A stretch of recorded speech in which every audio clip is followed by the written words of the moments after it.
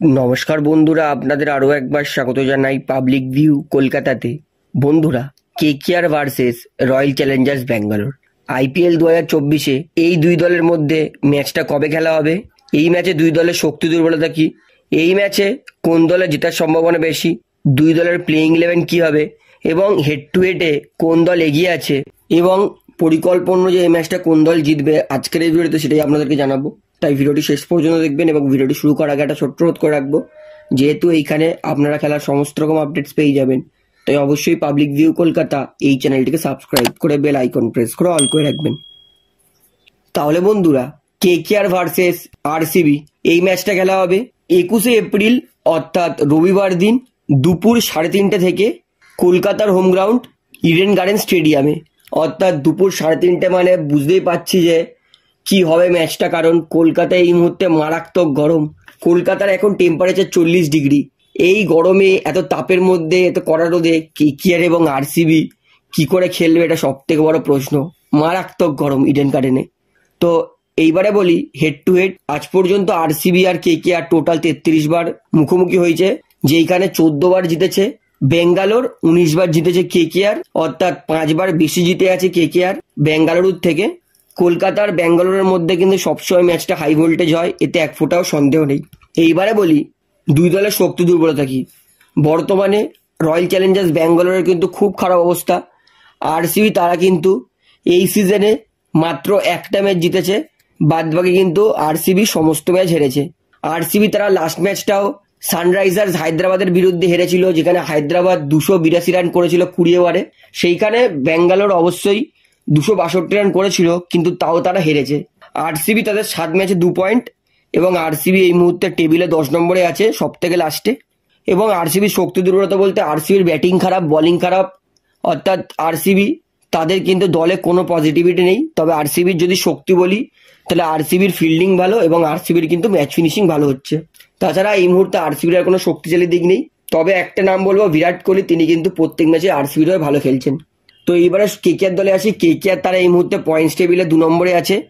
KKR তারা 6 ম্যাচে 8 point এবং তারা লাস্ট ম্যাচটা রাজস্থান রয়্যালসের বিরুদ্ধে হেরেছে। আমি বলবো রাজস্থান নয়, বাটলারের বিরুদ্ধে হেরেছে, কারণ বাটলার একার হাতেই কেকেআরকে ম্যাচটা হারিয়েছে, নয়তো কিন্তু কেকেআর এই মুহূর্তে টেবিলে 1 নম্বরে থাকতো। তো কেকেআর তারাও কিন্তু এই ম্যাচটা হেরেই শুরু করবে। তবে যদি কেকেআরের শক্তিশালী দিক বলি, কেকেআরের ব্যাটিং ভালো, কেকেআরের ম্যাচ ফিনিশিং ভালো, কেকেআরের স্পিন বোলিং ভালো। অর্থাৎ কেকেআরের কিন্তু শক্তিশালী দিক আরসিবির থেকে অনেক বেটার। তবে কেকেআরের দুর্বলতা বলতে কেকেআরের ফিল্ডিং আইপিএল সব থেকে খারাপ এবং কেকেআরের কিন্তু পেস বোলিং এটাও খারাপ। অর্থাৎ কেকেআরের দুর্বলতা হচ্ছে কেকেআরের ফিল্ডিং আর কেকেআরের পেস বোলিং ডিপার্টমেন্ট। তো এটা হচ্ছে দুই দলের শক্তি দুর্বলতা।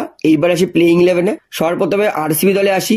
আমার মনে হয় আরসিবি তারা সানরাইজার্স হায়দ্রাবাদের বিরুদ্ধে যেই প্লেইং ইলেভেন খেলেছিল সেটাই এই ম্যাচে খেলাবে, যেখানে আরসিবির ওপেনিং করবে বিরাট কোহলি আর ফ্যাফ ডু প্লেসিস। এই দুই প্লেয়ারের উপরই কিন্তু মেন আরসিবি দল টিকে আছে। এরা দুজন যদি তাড়াতাড়ি আউট হয়ে যায়, তাহলে কিন্তু আরসিবি তাড়াতাড়ি গুটিয়ে যাবে।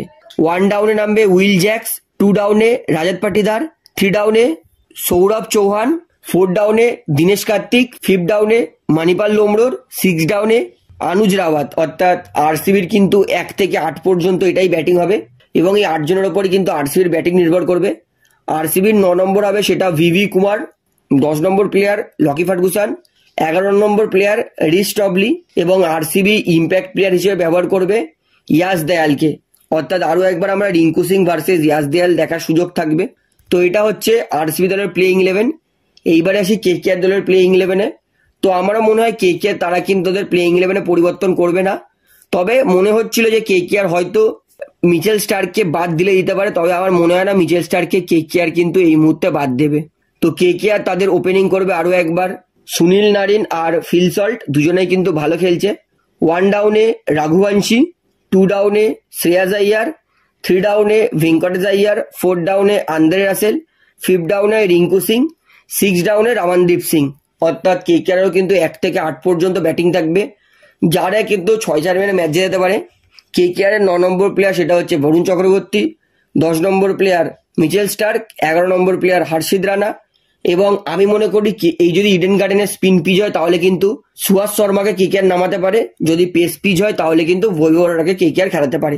অর্থাৎ এটাও হবে কেকেআর এর প্লেইং ইলেভেন ইম্প্যাক্ট প্লেয়ারের সাথে। তো দুই দলের প্লেইং 11 শক্তি দুর্বলতা আপনাদেরকে দেখিয়ে দিলাম। তো যেহেতু শক্তি অনুযায়ী কেকেআর এগিয়ে আছে, তাই এই ম্যাচটা জেতার সম্ভাবনা কিন্তু কেকেআর এর বেশি। তো বন্ধুরা, দুই দলের প্লেইং 11 দেখে আপনার কি মনে হয় এই ম্যাচটা কোন দল জিতবে সেটা আমাকে কমেন্টে জানাবেন। তাহলে ভিডিওটা এখানে শেষ করছি। আশা করি ভালো লাগলো। ভিডিওটি ভালো লাগলে অবশ্যই লাইক করুন, কমেন্ট করুন, শেয়ার করুন এবং বন্ধুরা চ্যানেলটি তার নতুন আছেন সবাইকে এক অনুরোধ করবো, তারা অবশ্যই পাবলিক ভিউ কলকাতা এই চ্যানেলটিকে সাবস্ক্রাইব করে বেল আইকন প্রেস করে অল করে রাখবেন। ধন্যবাদ।